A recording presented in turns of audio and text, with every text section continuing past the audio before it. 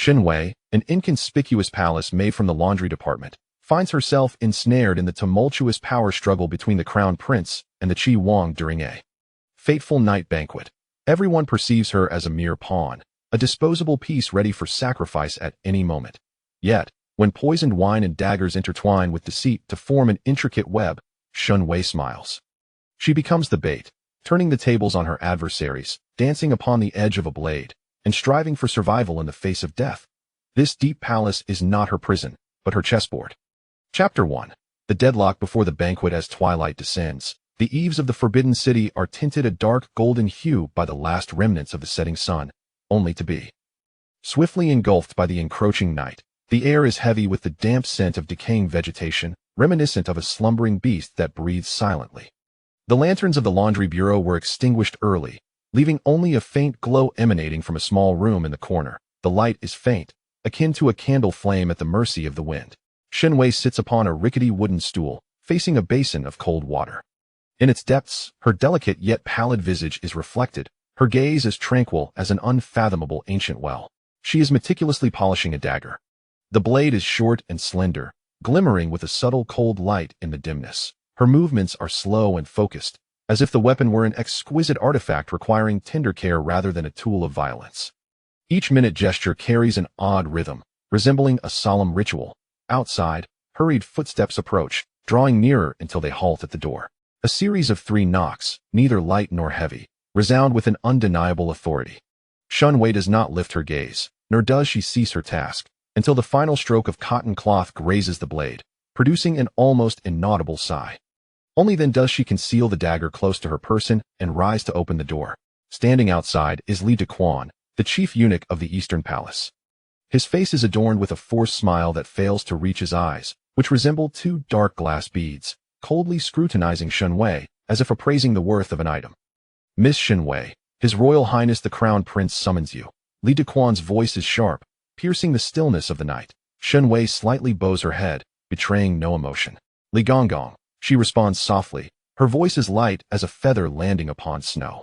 She follows Li Dequan through the dim corridors of the palace walls. The stone path, polished by the passage of time, reflects the distant lights of the palace, casting mottled shadows that evoke a spectral presence.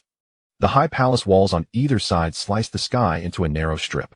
The night breeze sweeps through the alley, carrying a mournful sound, as if countless souls are whispering. Shen Wei walks steadily, unhurried. She feels Li Dequan's gaze upon her, scrutinizing, probing, with a hint of barely perceptible disdain in their eyes. She is merely an inconspicuous maid of the laundry bureau, her life as insubstantial as grass, and to be invited by the crown prince is a tremendous favor. A favor? A faint, almost imperceptible smile curves Shen Wei's lips. In this deep palace, there are no favors, only equivalent exchanges, and she is clearly the currency laid upon the table. The Eastern Palace is ablaze with light, bright as day. The air is thick with the mingling scents of precious incense and rich wine, sweet and cloying enough to induce a slight dizziness. The Crown Prince, Xiao Qingyu, is seated at the head of the table, holding a white jade wine cup, his fingers elegantly poised. Clad in a dark embroidered robe, the intricate dragon pattern woven in gold thread shimmers under the candlelight, his peach blossom eyes glinting with a shallow smile that seems capable of drawing in one's very soul. Yet, that smile does not reach the depths of his eyes, where a coldness resides that cannot be thawed. Shen Wei kneels to pay her respects, her head bowed low, resembling a humble wildflower. Lift your head. Xiao Qingyu's voice is melodious and gentle, yet carries an undeniable command. Shen Wei slowly raises her head, her calm gaze meeting his. The smile in Xiao Qingyu's eyes appears to deepen as he sets down his wine cup and strides towards her. He towers over her, casting a shadow that envelopes her entirely. A scent reminiscent of dragon's saliva wafts towards her, exuding a potent aggressiveness. "Do you know why I have summoned you?" He extends a hand, gently lifting her chin with a finger, compelling her to meet his gaze. The touch is cool, and as it brushes her skin, Shen Wei's body stiffens imperceptibly for a moment. It feels like being targeted by a venomous snake, cold and lethal. "This servant does not know," she replies, her voice remaining steady, devoid of any turbulence. "Do you not know?" Xiao Qingyu chuckles lightly, retracting his hand to tap his lips with that very finger. "I have heard that you are quite skilled in laundry, capable of cleansing the dirtiest fabrics until they shine anew. This servant merely strives to fulfill her duties, Shen Wei responds. Duties? Xiao Qingyu strolls back to his seat, resuming his position and lifting the wine cup, gently swirling the liquid within. Tonight's banquet promises to be exceptionally lively. My royal brother, the Qi Wang, will also be in attendance. He has prepared a grand gift for me. His gaze returns to Shen Wei, filled with a playful scrutiny. And you shall be the gift I return to him. Shen Wei's heart sinks abruptly. She realizes the game has finally commenced. Qi Wang, Xiao Qingyuan, the crown prince's younger brother, is also his greatest rival. The subtle yet fierce competition between them is no secret. And she, a mere maid of the laundry bureau, is to become part of this grand gift not because of her laundry skills. Your Highness, this servant is but a simpleton. Shen Wei lowers her gaze, her long eyelashes casting a shadow across her face that I do not require you to understand. Xiao Qingyu's tone turns indifferent. You need only to know that tonight, you must find a way to approach Qi Wang. Then place this into his wine cup. He produces a small porcelain vial from his sleeve, placing it on the table before her. The vial is white, diminutive, measuring merely half a finger in length, without any markings. Shen Wei's gaze falls upon the vial, and a fleeting glimmer of understanding crosses her eyes, swift as a meteor streaking across the night sky. She knows what it contains. Poison. A toxin capable of inducing death without the victim's awareness. This servant fears she cannot accomplish this. A tremor enters Shen Wei's voice, perfectly manifesting the fear a common maid would feel when confronted with such a task. Cannot accomplish it? Xiao Qingyu laughs, a hint of cruelty lacing his smile. In this palace, there is no such thing as cannot, only unwillingness. Your family remains outside the city, does it not?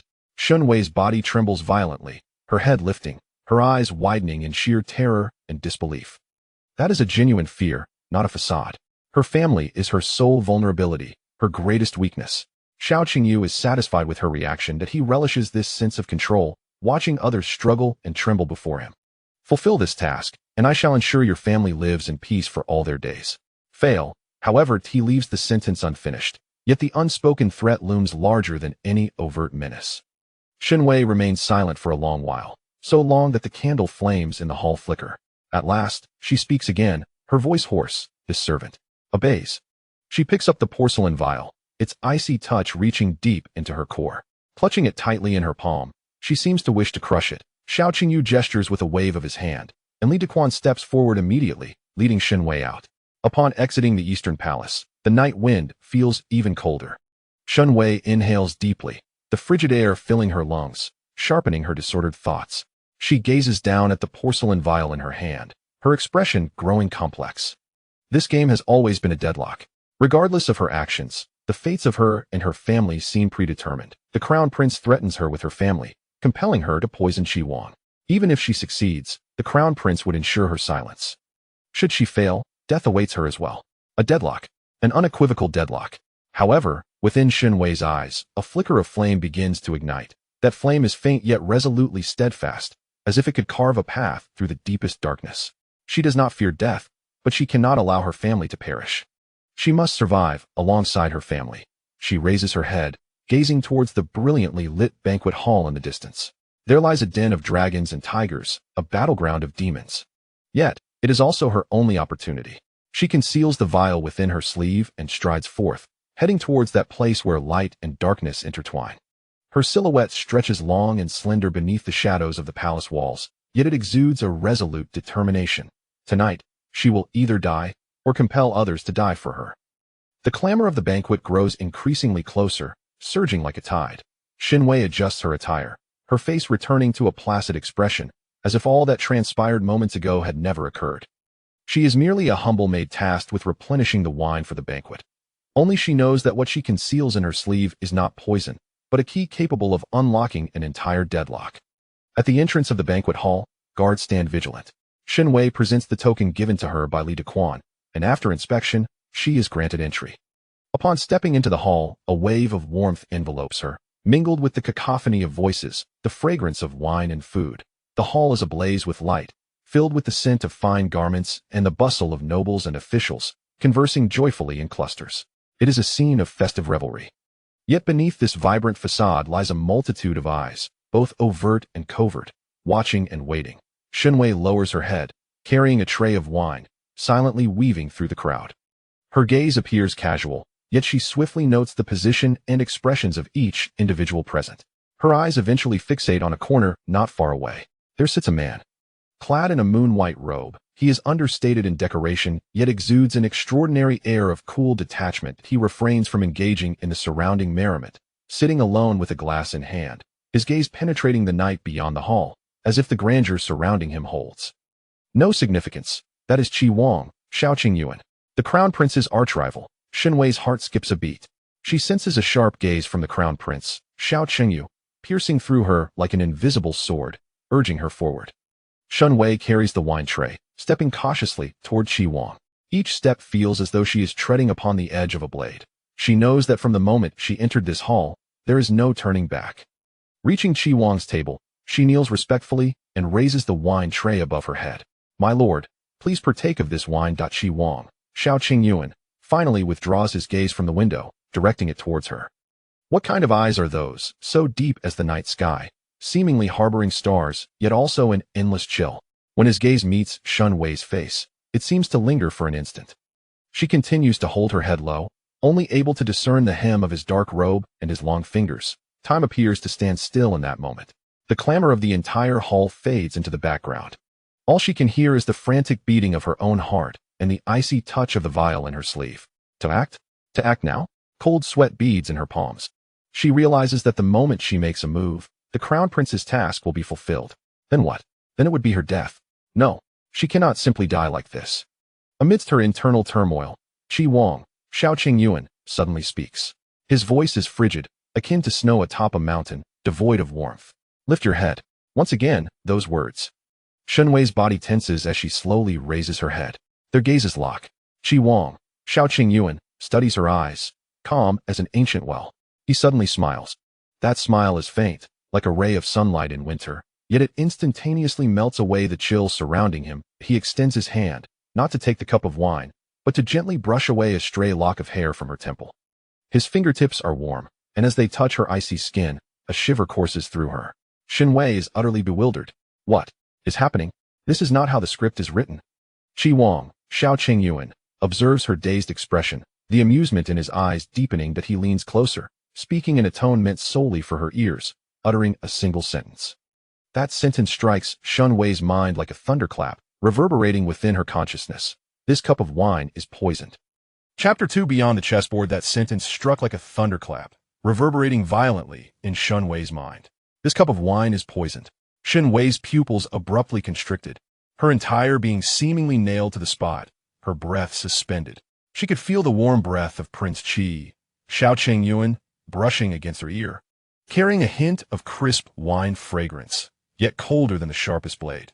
How could he possibly know? This question coiled like an invisible hand, tightening around her heart. Crown Prince Xiao Qingyu's scheme was flawless. She was merely a pawn thrust into the limelight, a disposable piece ready for sacrifice.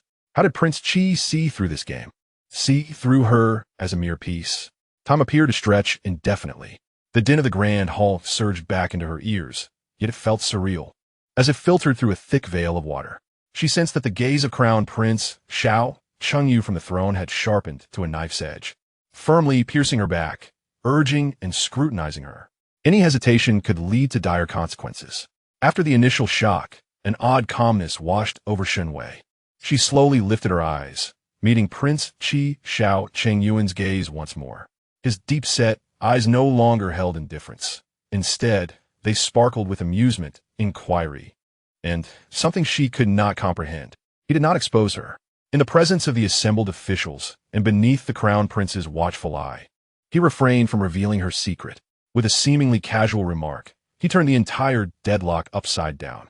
Suddenly, Shen Wei understood. This was no longer a game between the Crown Prince and Prince Qi. From the moment Prince Qi spoke, she was no longer a mere pawn. She had transformed into the chessboard itself, or perhaps the one capable of overturning it. In that moment, her heart settled back into its rightful place. Fear and confusion receded, replaced by a chilling clarity that bordered on ruthlessness. She realized she had but one chance. The corners of Shen Wei's mouth subtly curled into a slight arc. It was so minute that it would go unnoticed if not observed closely. She did not respond to Prince Qi's words. Instead, she executed an action that caught everyone by surprise. She lifted the cup of wine, stood up, and before Prince Qi, poured the entire contents over herself without leaving a single drop. The icy liquid soaked through her thin palace maid's attire, clinging to her skin with a biting coldness. The rich scent of wine instantly permeated the air, drawing astonished glances from those around her. The clumsy maid had slipped. Shen Wei collapsed to the floor, her voice laced with just the right amount of panic and tremor, burying her head deeply as if she were truly just a lowly maid who had made a mistake. In that moment, chaos erupted. The grand hall fell eerily silent. On the throne, Crown Prince Xiao Qingyu paused momentarily, his hand holding the wine cup stilled. His smile remained gentle, yet a glint of menace flickered in his eyes. The trap he had set was completely upended by Shen Wei's direct and brutal action. He had instructed her to poison, yet she had splashed the wine instead. This was no mere blunder. It was a blatant act of defiance. Before so many witnesses, she was declaring through her actions that she would not submit. This insolent maid dared to defy him. Xiao Qingyu's gaze turned dangerous. Meanwhile, in the corner, Prince Qi Xiao Chengyuan watched Shen Wei, drenched and kneeling on the ground, his eyes glinting with deeper amusement. This woman was even more intriguing than he had anticipated. Rather than panicking, she had seized the fleeting opportunity to create chaos, extricating herself from the suspicion of being a poisoner. By splashing the wine, she not only destroyed the poison, but also fashioned herself into a harmless, clumsy palace maid. A masterstroke. How audacious! A sharp reprimand from the throne shattered the brief silence. Crown Prince Xiao Chengyu's voice remained gentle, yet the underlying fury seemed to lower the temperature of the entire hall. A mere maid dared to act so improperly before the emperor, disturbing His Highness Prince Qi. Seize her and administer 20 strokes of the cane. 20 strokes would be enough to cost a frail maid half her life. This was both punishment and warning. The surrounding officials bowed their heads, not daring to speak further. Everyone understood this was a lesson for others. As two guards advanced to drag Shen Wei away, a cool voice rang out. Wait! It was Prince Qi Xiao Chengyuan. He slowly rose, his moon-white robes shimmering softly in the light. He glanced at the kneeling Shen Wei, then back at Crown Prince Xiao Qingyu. A subtle smile gracing his lips. Why must your highness be angry? It was merely a maid's mishap. Though the wine has been spilled, I find its fragrance has become even richer. He paused, his gaze lingering on Shen Wei's drenched garments, which clung to her form, outlining her delicate and exquisite contour. His eyes were deep, as if they could penetrate the wet fabric to see beyond. This maid seems rather pitiable. How about granting her to me, to serve as my cupbearer? This proclamation left the assembly in shock. Everyone was stunned. Prince Qi was actually interceding for a maid who had erred, and requesting her presence by his side. This was utterly unprecedented. Crown Prince Xiao Qingyu's expression darkened instantly. He had not anticipated Xiao Qingyuan's intervention, let alone such a request. He intended for Shen Wei to poison Xiao Qingyuan, yet she had splashed the wine, and now Xiao Qingyuan sought to take her away. This game was entirely beyond his control. Xiao Qingyu regarded Xiao Qingyuan, then glanced at the unmoving Shen Wei on the ground. Suddenly he laughed. Since my royal brother has spoken, then this maid shall be awarded to you. He waved his hand, signaling the guards to withdraw, his tone reverting to its previous gentleness. Yet he added, this maid is rather clumsy. I hope my royal brother does not mind. Thank you, royal brother, Xiao Qingyuan replied with a slight nod, acknowledging the favor. He approached Shen Wei, extending his hand, his voice still cool. Rise and accompany me back. Shen Wei gradually lifted her head, gazing at the hand before her. His fingers were long and well-defined, a pair of remarkably beautiful hands. She understood that this hand could summon storms or quell them. After a moment's hesitation, she ultimately placed her cold hand in his. At the moment their fingertips touched, she felt Prince Qi Xiao Qingyuan exert a gentle pull, lifting her from the ground. His palm was warm, a stark contrast to her icy skin. Shen Wei followed behind Xiao Qingyuan, weaving through the crowd toward the hall's exit. She could feel countless gazes fixed upon her, some filled with astonishment, others with jealousy and confusion, and one particularly cold, deadly glare emanating from the throne. She knew she was temporarily safe. Yet, she also understood she had merely leaped from one fiery pit into another, deeper and more perilous one. Upon exiting the grand hall, the night breeze swept over her, causing Shen Wei to shiver involuntarily. The drenched garments clung uncomfortably to her, cold and stiff. Xiao Qingyuan halted, removing his outer robe and draping it over her shoulders. The moon-white garment, imbued with his warmth and essence, enveloped her, dispelling some of the chill. "Thank you, my lord," Shen Wei murmured softly. "No need," Xiao Qingyuan replied, his gaze profound. "You are more astute than I had imagined." "You flatter me, my lord." Shen Wei lowered her eyes. "I merely wish to survive." "To wish to survive, one must possess the means to do so," Xiao Qingyuan remarked lightly. "The crown prince provided you with poison to kill me. Yet, you splashed the wine and presented yourself before me. Shen Wei, your move was bold and perilous." Shen Wei's heart raced. He even knew her name. What exactly did this man comprehend? The maid was bewildered by the words of the prince. She continued to play the role of an ignorant and fearful palace servant. Xiao Qingyuan smiled, a knowing glint in his expression. "Of course, you do not understand. But worry not, you will gradually come to comprehend." He turned and continued onward. "Tonight, you shall reside in my royal mansion. Contemplate your next steps." Shen Wei tightened her outer robe and followed him. The night was deep, the future uncertain. Yet she knew she had no way to retreat. After this night, she would no longer be Shen Wei, the maid of the laundry bureau. She was now a person of the Qi Wangfu, an unpredictable variable in this intricate game. Chapter 3. The deep well of the royal mansion. The night at Qi Wangfu was quieter and colder than the palace. This silence was not one of death, but rather a profound stillness, as if each stone slab and ancient locust tree bore witness to countless secrets, their weight pressed deeply into the ground. The wind swept through the courtyard, devoid of the wails from within the palace walls, only the soft whispers of rustling leaves, as though recounting stories that no one could comprehend. Shen Wei followed Xiao Qingyuan down a dimly lit corridor. The lanterns cast a warm, yellow glow, stretching their shadows into elongated forms. The outer robe she wore still held his warmth, a strange comfort with a hint of sandalwood, contrasting starkly with her icy skin. A constant reminder of her predicament. She had not been rescued. She had merely exchanged one cage for another. Xiao Qingyuan halted before an isolated courtyard. The door was an unadorned wooden one, lacking gold leaf or brass nails, appearing remarkably plain compared to the exquisite decor of the rest of the mansion. "You'll stay here tonight." His voice resonated with a stark chill in the night air. "There is no laundry bureau here, but many matters are far more complex than washing clothes. Rest well. I shall come to see you tomorrow." With that, he turned and left, the pale fabric of his attire disappearing at the corridor's end, leaving no trace of reluctance. Shen Wei stood at the courtyard door, gazing in the direction he had departed for a long time, motionless. She pushed the door open and stepped inside. The courtyard was modest yet impeccably clean. An old locust tree occupied most of the space, beneath which sat a stone table and two stone stools, the table displaying a partially completed game of chess. The room's furnishings were simple: a bed, a table, a chair, and a wardrobe. On the table lay a set of clean women's garments and hot water. Everything was prepared, as if it had anticipated her arrival. Shen Wei removed the outer robe, imbued with another's warmth, and donned the clean clothes.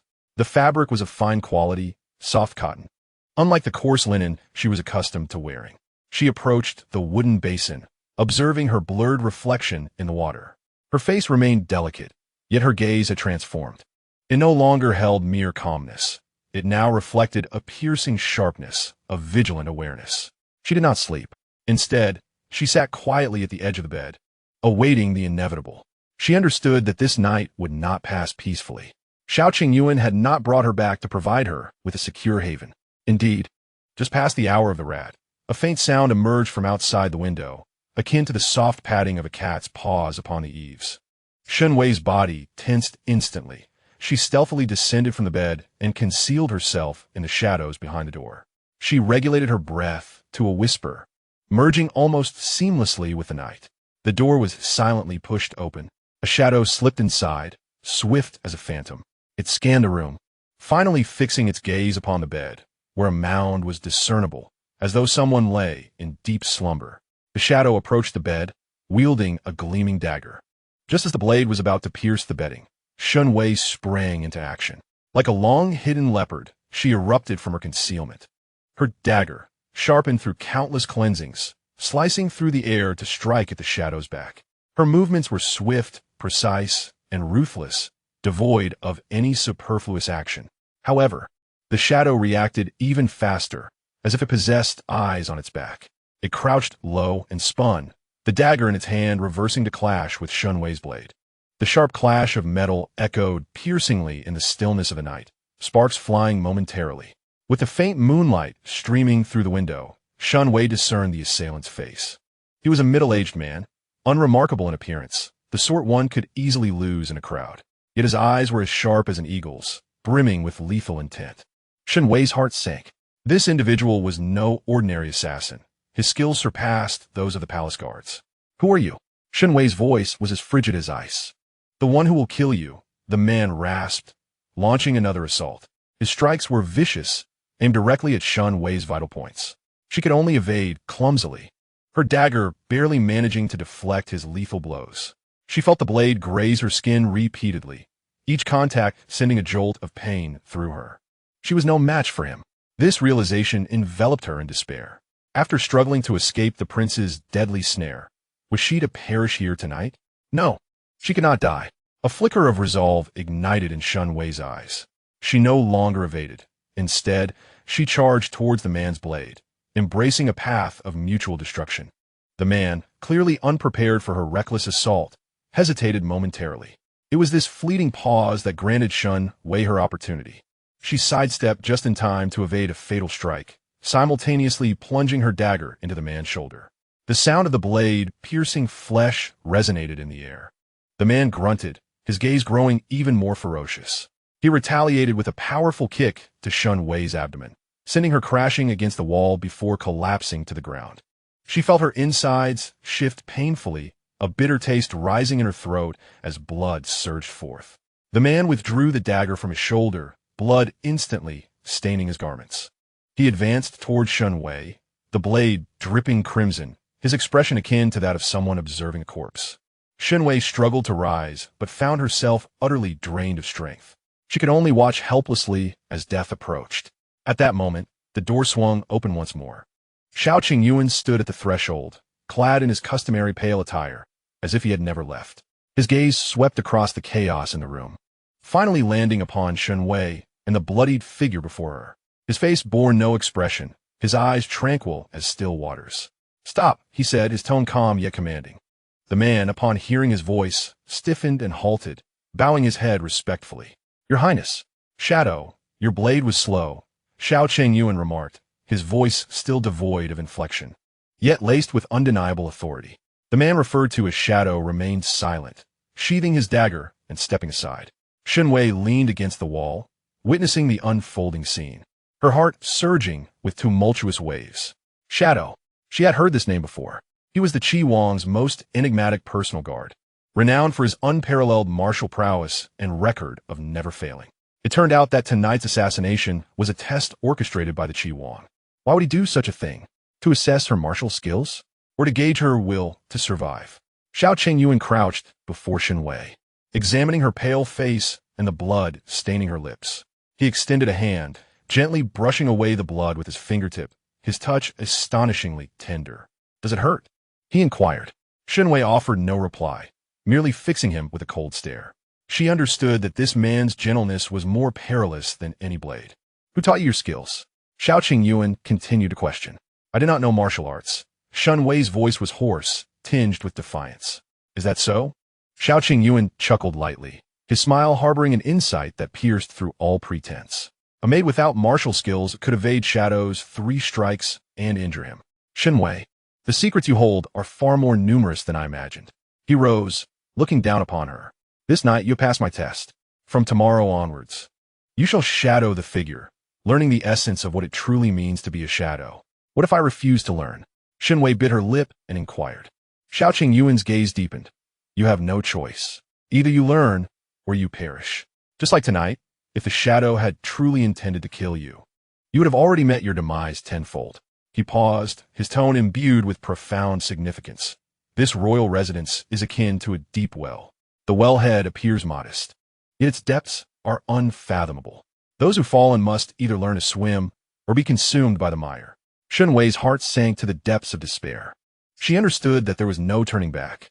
She had to learn to swim, even if the water was icy and piercing. Xiao Qingyuan turned to depart. As he reached the doorway, he suddenly halted, not looking back, merely stating in a detached manner, "By the way, I have taken care of your family situation at the estate outside the city. From now on, no one shall use them to threaten you." Shen Wei's body jolted, her gaze lifting to his silhouette. He knows. He knows everything. Who is this man? Why does he choose to assist her? Countless questions swirled in Shen Wei's mind. Yet she realized that asking now would yield no answers. Xiao Qingyuan's figure vanished beyond the door. Within the room, only Shen Wei and a man known as the Shadow remained. The Shadow approached Shen Wei, extending a hand to pull her from the ground. His movements were brusque, devoid of gentleness. "Tomorrow at the hour of the rabbit, be at the training ground." His voice was hoarse, lacking any emotion, "And if you are late, you shall die." After speaking, he too turned to leave. The room was once again left with only Shen Wei. She leaned against the wall, feeling the agony coursing through her body. Yet her mind was eerily clear. Her family was safe.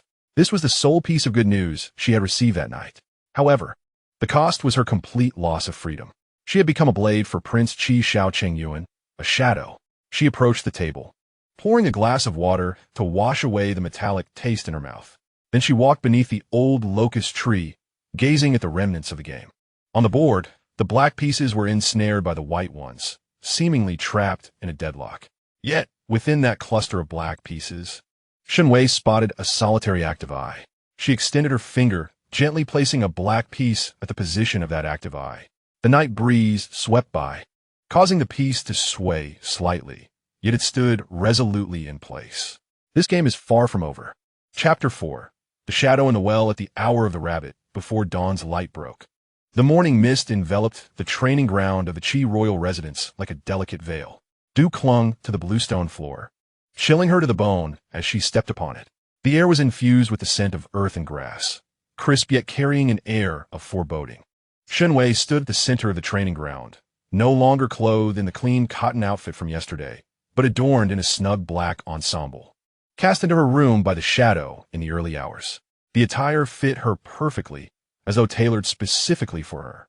Having endured a sleepless night, her wounds still throbbed, yet her stance remained as upright as a pine tree, her gaze calm and resolute. The Shadow arrived a quarter hour ahead of schedule. Clad in his unremarkable black garb, he seemed to meld into any shadow. He carried 2 wooden swords, tossing one to Shen Wei. "Grip it tightly." His voice was like 2 stones grinding together, harsh and devoid of warmth. Shen Wei grasped the wooden sword, its weight significantly greater than her accustomed dagger. The rough texture of the hilt pressed against her palm. "Your fundamentals are commendable, but your movements are overly ornamental." The Shadow approached her, his gaze assessing her as one would a weapon.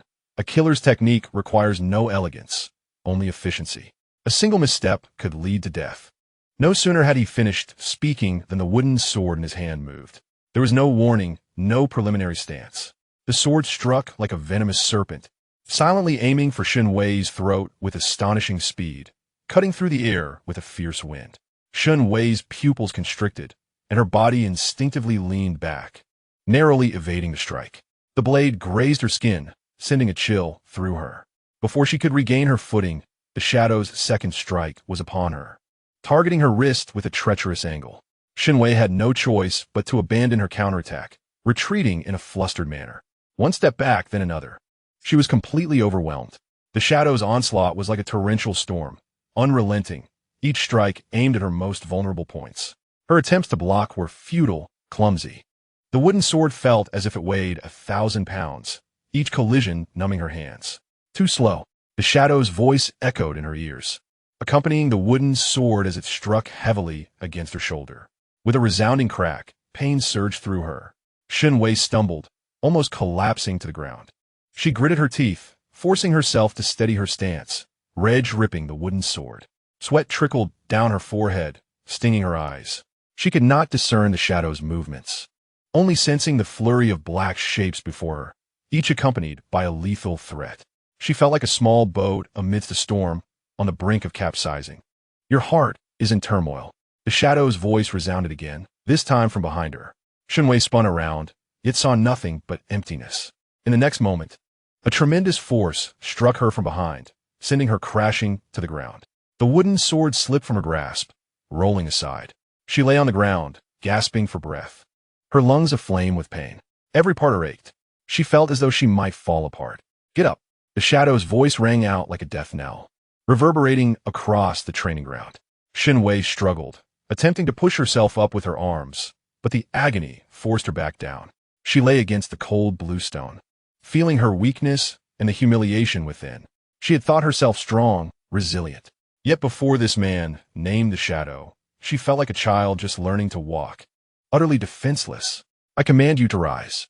There was a hint of impatience in the Shadow's tone. He stepped closer to Shen Wei, kicking her shoulder with his toes.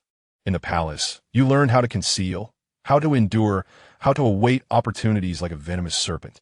But that is insufficient. Here, you must learn how to fight, to transform your body into the deadliest weapon. He bent down, scrutinizing Shen Wei's disheveled face, his eyes devoid of compassion. Did you think Prince Qi brought you back to serve as a leisurely maid? You are a blade yet to be sharpened. And I am the one who will hone you. The process will be painful, bloody. If you cannot endure, you may surrender now, and I will grant you a swift end. Surrender? Images of her family flashed through Shen Wei's mind. The cold gaze of Crown Prince Xiao Qingyu, and the unfathomable depths of Prince Qi Xiao Qingyuan's eyes. No, she could not give up. She staggered to her feet, making her way to the wooden sword, bending to retrieve it. Her hands trembled, almost unable to hold the sword. Taking a deep breath, she assumed her stance once more, fixing her gaze on the shadow. Continue. Her voice was hoarse, yet it carried an unwavering defiance. The shadow regarded her, pausing in silence for a moment. In his lifeless eyes, a flicker of barely perceptible light seemed to glimmer. Excellent. He raised the wooden sword once more. This time, Shen Wei did not merely evade. She began to counterattack. Her movements remained clumsy and awkward, yet she exerted her utmost effort with each strike. She resembled a cornered beast, desperately clawing at her opponent with her dull talons. The wooden swords clashed repeatedly. Her body bore countless new scars, bruises mottling her skin in a ghastly display. Yet she did not fall again. She stood like a pine tree, rooted firmly on a cliff, enduring the winds and rains, unwavering. Time passed gradually. The dawn's light transformed from pale gray to a brilliant gold on the horizon, when Shen Wei once again deflected the shadow's attack, and, with all her might, thrust the wooden sword towards his chest. The shadow finally halted. He sidestepped the wooden sword in his hand, pressing it against Shen Wei's throat. The tip was icy, making contact with her skin.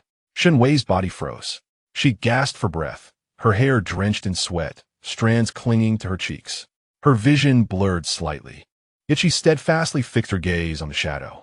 Today's training had concluded.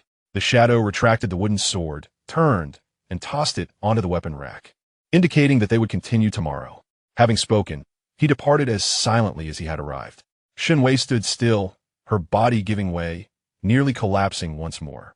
She propped herself up on her knees, panting heavily. Every muscle in her body screamed. Her bones felt as if they had dislocated. She had not won. No, she had merely avoided defeat. She had survived. Dragging her weary body, she took one painstaking step after another back to her small courtyard. Each step felt as if she were treading upon the edge of a blade. Upon returning to her room, she shut the door, leaning against it as she slowly slid down to the ground. She gazed at the myriad bruises adorning her body, at her trembling hands. This was the price of becoming a shadow. She closed her eyes, yet the visage of Qi Wang, Xiao Qingyuan, involuntarily surfaced in her mind. His deep-set eyes seemed to pierce through everything. He had said that the Wangfu was a deep well. At this moment, she found herself at the bottom of that well. She must learn to swim, not to soar within its depths. Time passed without her notice until she struggled to her feet and approached the wooden basin, washing the wounds on her body with cold water. The chilling sensation jolted her awake. When she reached the spot on her shoulder struck by the wooden sword, she suddenly halted. There, in addition to the bruising, was a tiny mark. It was a pattern etched with a special pigment, resembling a blooming lotus flower, yet possessing an eerie quality. This mark was unfamiliar to her. When had it been inscribed? A heavy weight descended in her heart. She meticulously recalled every detail from the previous night, from the banquet to the Wangfu, from the Shadow's assassination attempt to Xiao Qingyuan's arrival. There was nothing amiss. The mark seemed to have appeared out of thin air. Suddenly, she remembered that last night, when Xiao Qingyuan had wiped the blood from the corner of her mouth with his fingertip, His fingers had lingered on her shoulder for a moment. Could it be? Shen Wei's gaze turned complex. She studied her reflection in the mirror, examining the peculiar lotus mark, feeling a chill rise from the depths of her heart. What had this man done to her? This deep well was far more profound and perilous than she had imagined. She approached the window and pushed it open. Sunlight flooded in, dispelling the chill in the room. She observed the old locust tree in the courtyard, along with the remnants of a game beneath it. She walked over and picked up a black piece, not placing it on the board but rather clenching it tightly in her palm. She was uncertain of the game's outcome, yet she understood that from this moment forward, she must learn to be the player, even if she was merely a pawn at this time. Chapter 5. The Lotus Mark. Sunlight filtered through the branches of the locust tree, casting mottled shadows upon the stone table, resembling an unfinished game of chess. Shen Wei sat upon a stone bench. Clutching the icy black piece, her gaze fixated upon the strange lotus mark on her shoulder. The mark was faint, nearly imperceptible upon close inspection. It lacked the exquisite intricacy of the tattoos worn by palace concubines, resembling instead a scar left by a special potion, intertwined with a botanical network that faintly shimmered beneath her skin. It was neither painful nor itchy, yet felt like an invisible shackle, constantly reminding her that her body no longer belonged to herself. Why had Xiao Qingyuan done this? This question pricked at her heart like a thorn. He had rescued her from the prince's deadly scheme, safeguarded her family's well-being, yet left behind such a mysterious mark, pulling her deeper into his game. What was his true intention? As she pondered, a sound of footsteps drew near, not the silent tread of the shadow, but rather a steady, rhythmic approach. Shen Wei lifted her head to see Xiao Qingyuan walking toward her. Today, he wore a deep blue formal robe, less cold than yesterday, yet imbued with a gentler warmth. He held a small white porcelain vial, identical to the one the prince had given her last night. He positioned himself naturally across from Shen Wei at the stone table. "How are your injuries?" His tone was gentle, akin to one expressing concern for a subordinate. "Thank you for your concern, Wang Yi. I shall survive." Shen Wei's voice was icy, laced with wariness. Xiao Qingyuan appeared unfazed by her demeanor. He placed the porcelain vial on the stone table and pushed it towards her. "This is premium wound ointment, more effective than what the Wangfu's physician prescribes. The shadow is rather rough. If you leave a scar, it will not be aesthetically pleasing." Shen Wei regarded the vial without moving. She was unsure whether its contents were medicine or another form of poison. "Are you afraid I might poison you?" Xiao Qingyuan seemed to see through her thoughts, a slight smile gracing his lips. "If I had wished for your demise, you would have perished last night. There would have been no need to wait until now." As he spoke, he opened the vial, dispensing some green ointment onto his fingertip, then suddenly grasped Shen Wei's wrist. In an instant, her body tensed, akin to a taut bowstring. She attempted to break free, yet found his grip like iron, rendering her immobile. "Do not move." Xiao Qingyuan's tone remained gentle, yet bore a commanding undertone. He held her hand, delicately applying the ointment to the wound sustained during her battle with the shadow. His fingertips were cool, yet the ointment radiated a slight warmth. The moment it touched her skin, a soothing sensation spread, alleviating the sting of her wounds. Shen Wei stood still, allowing him to proceed. She could smell the faint scent of sandalwood emanating from him, and observe his focused profile, long lashes casting shadows upon his eyelids. This man, one moment an unfathomable strategist, the next transformed into a gentle, considerate figure. She found him inscrutable. This sensation of being unable to fathom him instilled a sense of panic within her. "How does the lotus mark feel?" Xiao Qingyuan suddenly inquired, his gaze still fixed on her wounds. Shen Wei's heart skipped a beat. He indeed knew. This was no ordinary mark. Xiao Qingyuan continued, his voice soft. As if stating an unrelated fact, it is called Tongxin Gu, a secret technique from the southern border. The one who plants it can sense your location and even your emotions at any time. Most importantly, if I so desire, I can take your life at any moment. As he uttered the last two words, his voice was soft yet struck Shen Wei's heart like a heavy hammer. Tongxin Gu. So was thus. She was not merely being watched. She was being controlled. Her life, her joys, sorrows, and emotions were all in this man's grasp. Her so-called freedom and struggle were but illusions within a larger cage. A wave of profound despair and fury surged within her. She abruptly yanked her hand away, her gaze icy as she confronted him. "What do you truly want?" "I desire nothing. Xiao Qingyuan withdrew his hand as if nothing had transpired. I merely wish for you to survive. In this cannibalistic palace, to live requires a price. Your price is to become my sharpest blade, my most obedient shadow. He stood, looking down at her, his gaze reverting to its previous inscrutability. This Tongxinggu is both a shackle and a protective charm. With it, those who wish you harm in the palace must think twice before acting, for you are mine, Xiao Qingyuan's. Shen Wei fell silent. She understood that he spoke the truth. In this game, she had no right to negotiate terms. All she could do was accept. The Shadow's training was merely to teach her how to fight. Xiao Qingyuan continued, stating that a true assassin does not rely on brute strength, but rather on intellect. From this day forth, in addition to the training at the practice arena, you are to come here for an hour each day. For what purpose? Shen Wei could not help but inquire. To read, came Xiao Qingyuan's answer, once again surpassing her expectations. Read? Indeed, to read. His gaze fell upon the unfinished game of chess on the stone table. You must learn to discern the intricacies of the game and the hearts of men. This is far more crucial than mastering 100 methods of killing. Starting tomorrow, you shall read Tianxia to Jian Baiguan Cao. After he finished speaking, he turned and departed, leaving Shen Wei alone, her heart a tumult of emotions. She gazed at the lotus mark on her shoulder, a symbol that had once instilled fear and humiliation within her, but now seemed to carry a different significance. It was both a shackle and a talisman, a poison and an antidote. The game had grown increasingly intricate. She picked up a black piece, observing the solitary active point on the board, and suddenly a bold thought crossed her mind. What if she could reverse the use of the Tongxinggu? What if she could compel Xiao Qingyuan to perceive what she wished him to perceive? She gently placed the black piece on the board. That seemingly inconspicuous move hinted at a slight loosening of the deadlock. Night descended once more. Shen Wei returned to her room, her weary body collapsing onto the bed. She was utterly exhausted, both physically and mentally at her limit. She slipped into a dream. In it, she found herself back in that small village, seeing her parents and younger brother. They were dining in the courtyard, laughter filling the air. She longed to approach them, but found herself unable to move. She opened her mouth to call out to them, but no sound emerged. Just then, Xiao Qingyuan appeared, standing behind her family, wearing that familiar, inscrutable smile. He extended his hand toward her, as if inviting her to join them. Shen Wei abruptly awoke from the dream, drenched in cold sweat. She sat up, gasping for breath.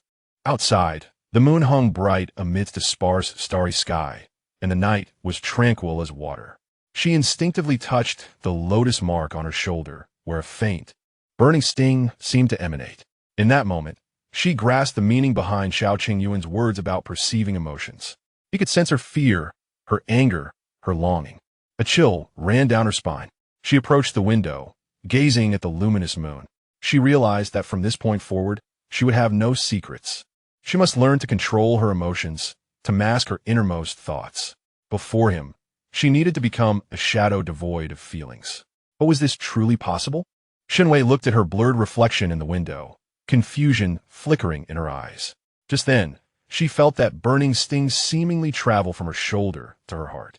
It was not pain, but a resonance, as if, from afar, another person was experiencing the same emotions as she. Was it Xiao Qingyuan? What was he thinking?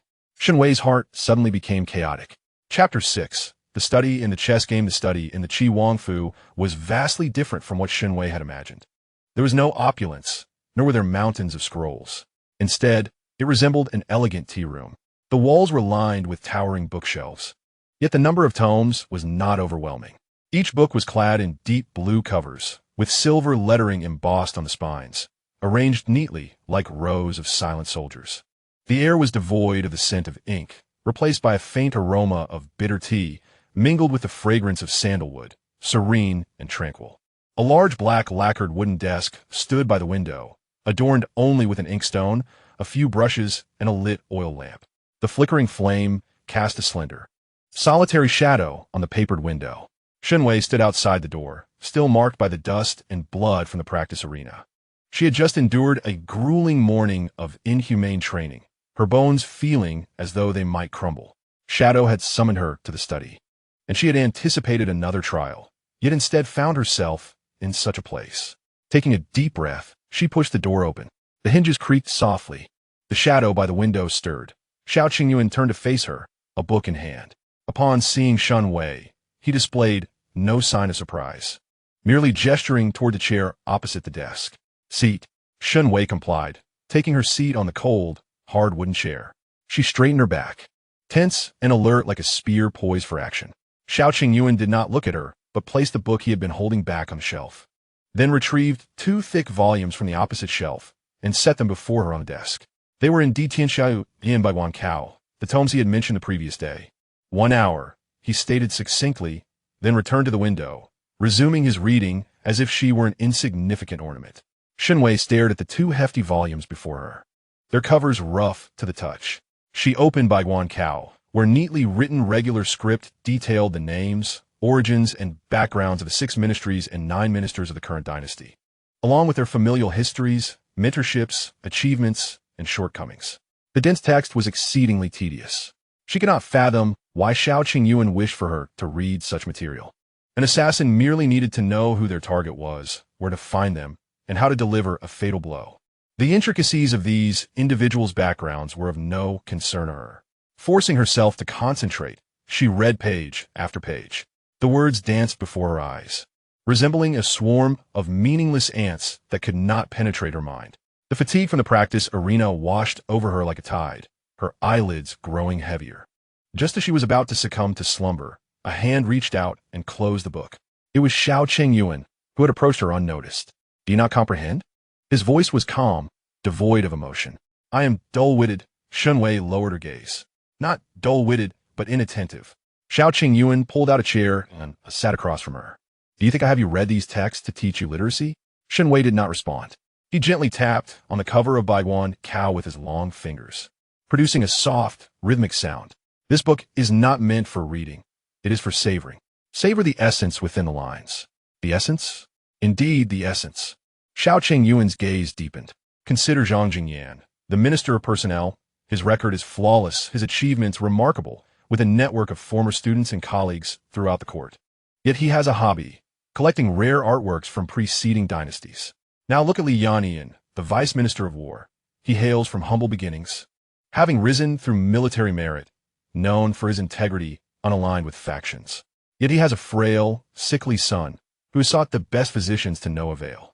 He paused, observing Shen Wei. Are these the essence? No, they are merely ingredients. Shen Wei's heart jolted, as if she had grasped a fleeting understanding. The true essence lay behind these ingredients, within the hearts of the people. Xiao Qingyuan's voice dropped to a low murmur, imbued with a captivating allure. Why does Zhang Jingyan collect rare works? Is it out of genuine elegance? Or is it because those paintings serve as conduits for certain individuals to convey messages to him? Why is the Yin-Yan's son frail? Is it by nature? Or is there someone who wishes to prevent him from having descendants, leaving him a solitary tree with no branches to rely upon? He pointed to a name in the book, Lu Quan, a minor 6th rank official, seemingly inconsequential. Yet his teacher is the grand tutor of the dynasty, the prince's mentor. He himself oversees all the repair plans for the capital's official roads and bridges. Xiao Qingyuan's gaze bore into Shen Wei, as if he could penetrate her very being and glimpse her soul. Now, I ask you again, if I wish for the prince's carriage wheel to detach mysteriously while exiting the city, and tasked you with the task, how would you proceed? In an instant, countless schemes flashed through Shen Wei's mind, bribing the coachman, tampering with the wheel, or even direct assassination. Yet, each plan flickered through her thoughts only to be dismissed. Too direct, too likely to leave traces. Suddenly, she understood. She need not engage in the task personally. Her sole requirement is to orchestrate an accident. I shall investigate whether Lu Quan, the chief of the Ministry of Works, is currently facing financial difficulties. Shen Wei's voice bore a hint of dryness. Yet her thoughts were remarkably lucid. Perhaps there exists someone in his household who requires the assistance of the Grand Tutor. Subsequently, I shall devise a means to induce him to unwittingly commit a minor error while inspecting the renovation blueprints.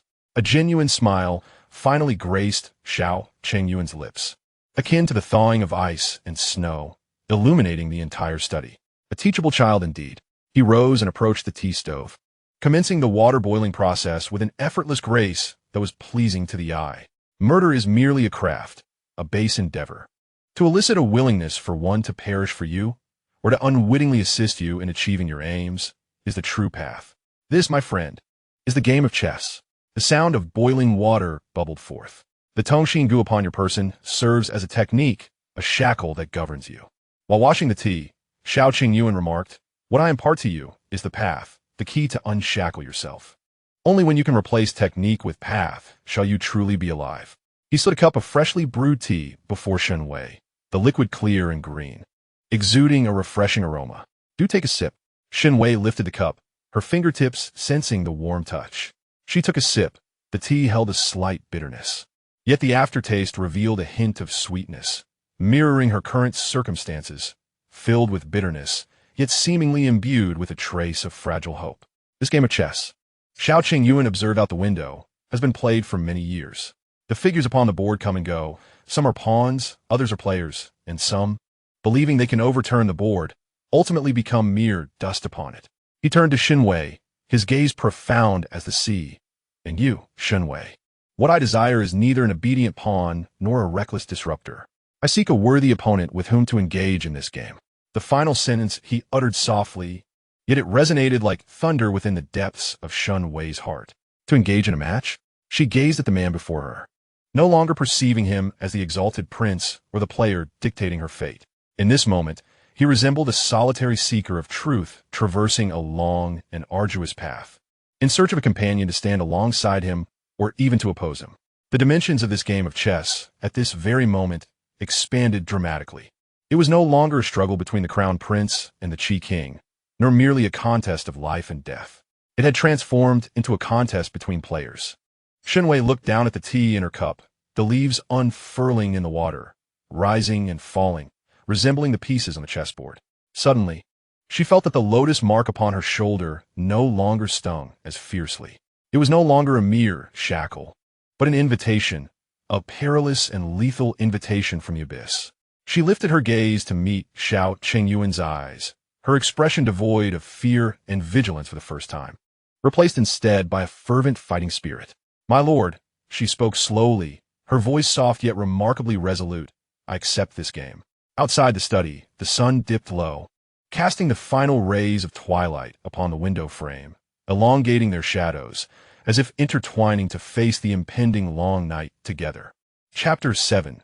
Bait and hook. The stillness of the study was broken by the bubbling of boiling water, gradually settling into the fragrant ambience of tea. Shen Wei did not drink the cup of tea again. She merely gazed silently at the swirling leaves within, as if observing the precariousness of her own fate. "I accept." The two words, upon utterance, felt more serene than she had anticipated, as if not deciding life or death, but merely placing an inconsequential piece on the board.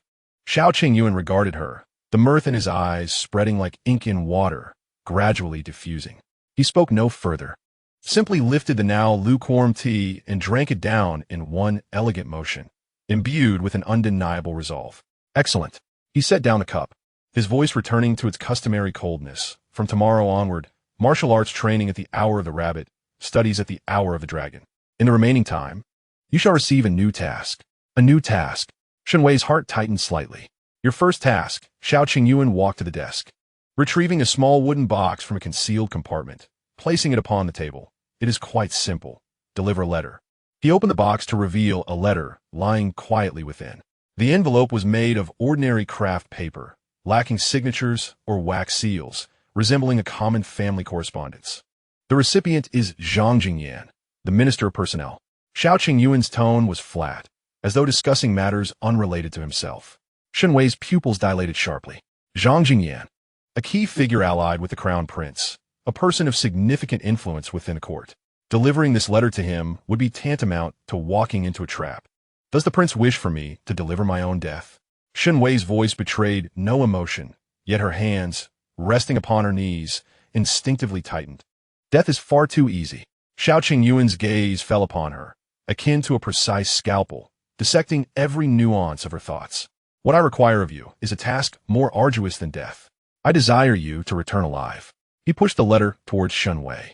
"The Minister of Personnel's residence boasts more stringent defenses than the royal palace. You cannot enter.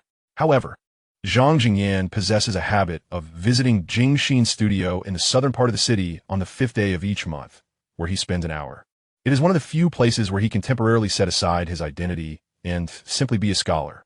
Tomorrow is the 5th. Xiao Qingyuan's finger gently tapped the envelope. Your task is to unobtrusively place this letter upon his desk. How shall I place it? Shen Wei inquired. She understood this was no simple matter. That is your concern. Xiao Qingyuan rose and returned to the window, turning his back to her. I only desire results.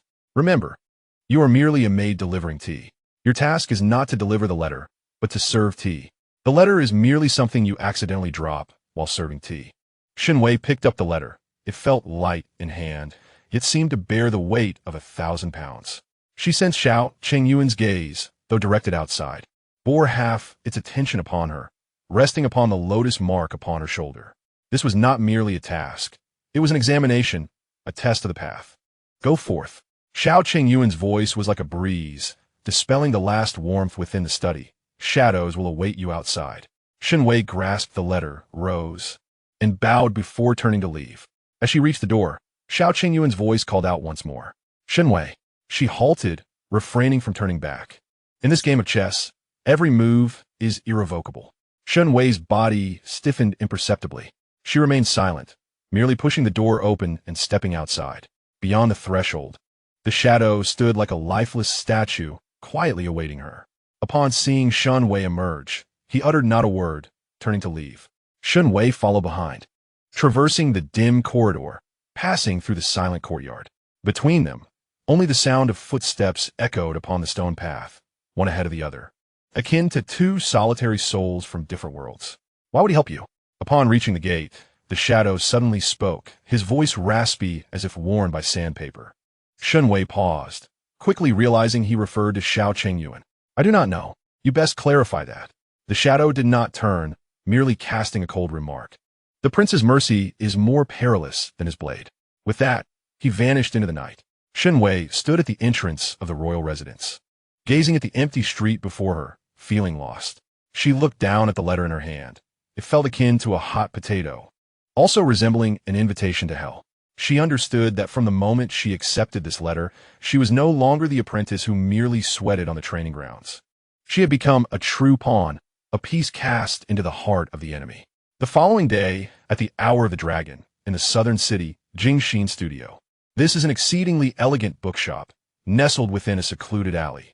The shop, though modest in size, is divided into 2 floors. The first floor sells books, while the second floor comprises elegant rooms for reading and tea tasting. The proprietor here is an elderly scholar, reputed to possess a certain refined temperament, who refuses to entertain anyone lacking literary elegance. Shen Wei, clad in a coarse maid's outfit and with a touch of makeup to render herself more inconspicuous, clutches a food box containing an assortment of exquisite pastries that Xiao Qingyuan had meticulously prepared in advance. Upon entering Jingxin Zhai, a faint scent of ink envelopes her. The bookshop is sparsely populated, with a few patrons quietly engrossed in their reading. A young attendant approaches. Miss, may I inquire who you are? I am here on the orders of Lord Zhang from Wenxiang Pavilion, to deliver tea and snacks. Shen Wei replies, her head bowed, her voice timid like a startled fawn. The attendant sizes her up, noting her modest attire and respectful demeanor, and decides not to question her further. Ah, you must be delivering Lord Zhang's refreshments. Please proceed to the 2nd floor, to Tingyu Pavilion. Thank you, kind sir. Shen Wei ascends the creaking wooden stairs, her heart racing, yet her steps steady. She senses several eyes from the reading patrons below, casting ambiguous glances in her direction. Are they spies from Yingzi, or perhaps agents of the Crown Prince? She dares not dwell on this, as she reaches the 2nd floor, locating the private room of Tingyu Pavilion. The door stands ajar, the sound of pages being turned emanating from within. Taking a deep breath, she adjusts her attire and gently knocks. Come in, a venerable voice commands from inside. Shen Wei pushes the door open. Within the room, an elderly man in official garb sits by the window, engrossed in a book. His hair and beard are completely white. His features gaunt, yet his gaze is sharply piercing, akin to that of an eagle. He is Zhang Jingyan, the Minister of Personnel. Upon hearing the door creak, he lifts his head, fixing his scrutinizing and displeased gaze upon Shen Wei. Who permitted your entry? His voice carries the weight of authority cultivated through years of high office. Your Excellency, I am merely a servant delivering refreshments, Shen Wei stammers, nearly dropping the food box in fright. She places it on the table and then kneels, Her forehead bowed deeply. I beg your pardon. I did not mean to disturb your esteemed self. Zhang Jingyan furrows his brow, but remains silent, his eyes scanning Shen Wei as if assessing a piece of merchandise. Shen Wei's heart races, acutely aware that any misstep could lead to her utter ruin.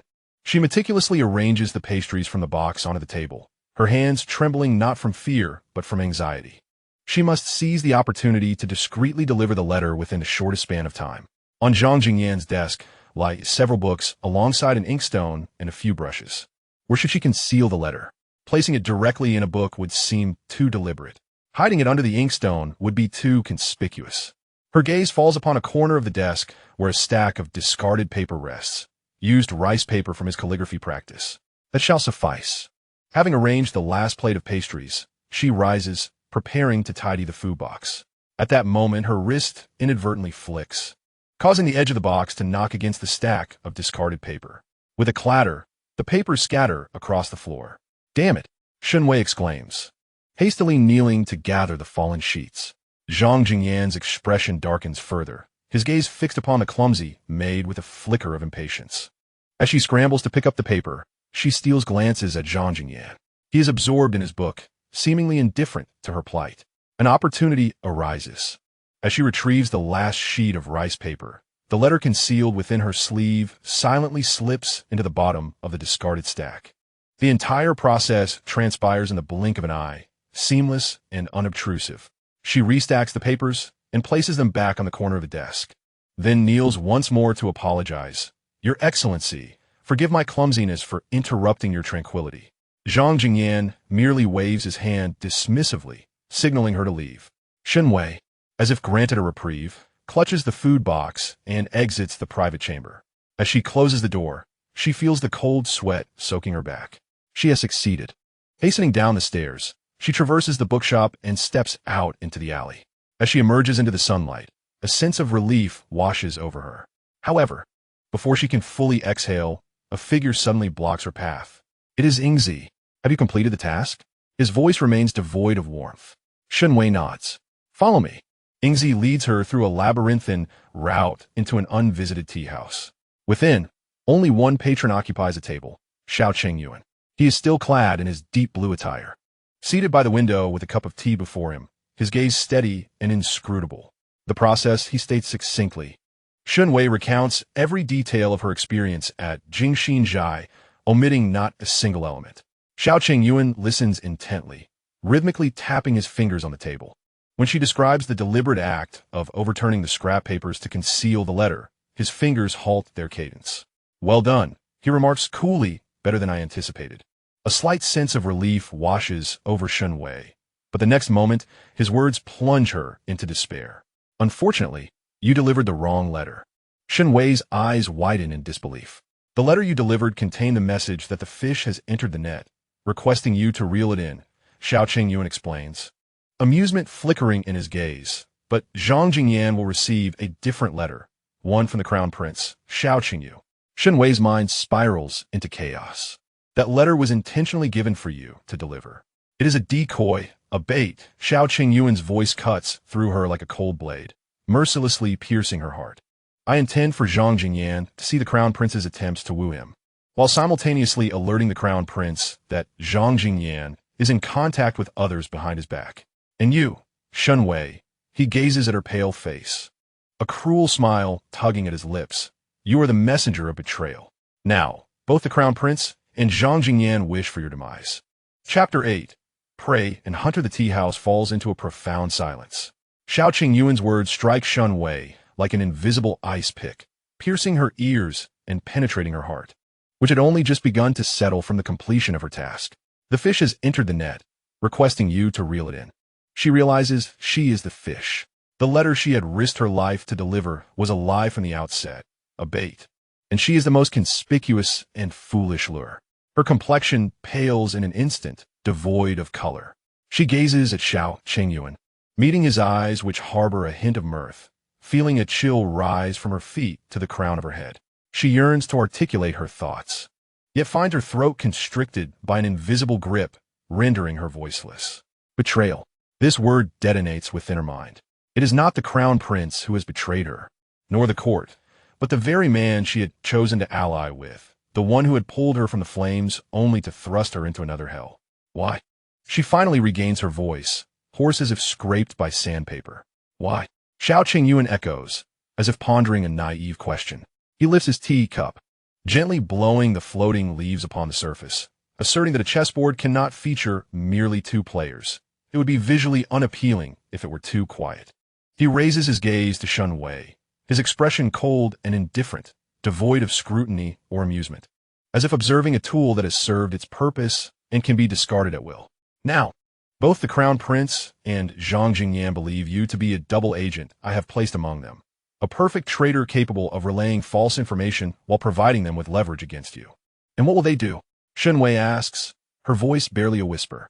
They will pursue you with fervor, Xiao Qingyuan responds, a cruel smile deepening on his lips, relishing in the anticipation of the hunt. In seizing you, I can affirm their innocence and uproot the nails I have implanted. You are that exposed nail. Shen Wei's body began to tremble uncontrollably, not from fear, but from rage, a tempestuous fury born of being deceived and trampled upon. She believed herself to be the player, only to discover that she was no more than a mere pawn, a scratch on the board meant to mislead her adversaries, easily erased. You have manipulated me. She articulated each word with deliberate precision, as if extracting them through clenched teeth. It is we. Xiao Qingyuan corrected her, setting down his teacup, leaning slightly forward. The faint aroma of sandalwood intermingled with the scent of tea, now akin to the flicking tongue of a venomous serpent, penetrating Shen Wei's nostrils. I have exploited you, and you have used the opportunity one afforded you to survive. This is a transaction, Shen Wei. Have you forgotten? He rose and approached her, looking down upon her from a position of superiority. In his profound gaze, her pale and furious face was reflected. Now the second part of the transaction begins. His voice was soft, yet it bore the weight of a decree, sealing her fate. You are the prey, while the Crown Prince and Zhang Jingyan are the hunters. Your task is to survive amidst the citywide hunt and lead them to where I wish them to go. Shen Wei abruptly lifted her head, a flash of determined madness gleaming in her eyes. What if I choose not to? If I were to die here and now, would your plan not fall apart? Xiao Qingyuan chuckled lightly, as if he had heard an amusing jest. Do you truly believe you have the option to choose death? He extended his hand, his fingertips brushing lightly over the location of the lotus mark on her shoulder. The Xin Gu is not merely a shackle, it is also a key. His voice dripped with devilish temptation. Should you perish, the poison will immediately take effect, causing you excruciating pain. Moreover, it will relay a message to me, a notification of the plan's failure. He paused, watching the last glimmer of light fade from Shen Wei's eyes, and continued with satisfaction. Of course, most importantly, your family. Far away in the village outside the city. Do you think the Crown Prince would spare them? The faces of her family resurfaced in Shen Wei's mind. That was her sole vulnerability. Shen Wei closed her eyes, burying all her anger, resentment, and despair deep within her heart. When she reopened her eyes, they reflected a haunting tranquility, as still and chilling as stagnant water. I understand. She spoke, her voice devoid of any tremor. Excellent. Xiao Qingyuan nodded in satisfaction, turning to retrieve an object from his cloak and tossing it to her. It was a command token, a black iron insignia etched with an ancient character for shadow. Take this. Within the city, I have prepared 3 hiding places for you. This is a map to one of them. He handed her a piece of paper. Remember, you cannot trust anyone but yourself. The shadow will follow you, but he will not assist you. He will only collect your body when you die. The prince is truly farsighted. Shen Wei accepted the token and map, her tone tinged with self-mocking sarcasm. Survive, Shen Wei. Xiao Qingyuan ignored her derision, leaving her with one final remark. Only by surviving do you earn the right to continue this game. With that, he and the shadow vanished through the back door of the tea house. Shen Wei remained seated for a long while, staring at the token and map in her hands, feeling them burn like a hot iron. She had been abandoned, cast aside by the entire world. Slowly, she rose and exited the tea house. The sunlight outside was glaringly bright. The streets bustled with people and vehicles, a scene of thriving prosperity. No one knew that beneath this veneer of affluence, a net had quietly been cast, ensnaring her alone. Taking a deep breath, she gripped the map tightly in her palm. Yet, She did not follow the map's instructions to the so-called hiding place. Instead, she turned in the opposite direction, heading towards the eastern part of the city, the most chaotic and lawless slums, walking briskly. As prey, one cannot passively await the hunter's arrival. What she sought was to actively enter the forest and become a being more fearsome than the hunter. She would exploit this pursuit, using the multitude of enemies throughout the city to hone her skills. In this game of life and death, she would learn the true way of survival. Xiao Chengyuan believed he controlled everything. He thought she was merely a pawn, but he was mistaken. A pawn driven to the brink will either be crushed or gain the power to overturn the entire board.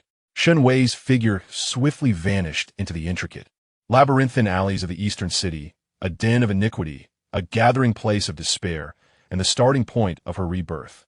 The lotus mark on her shoulder glimmered with an otherworldly red light beneath the sun.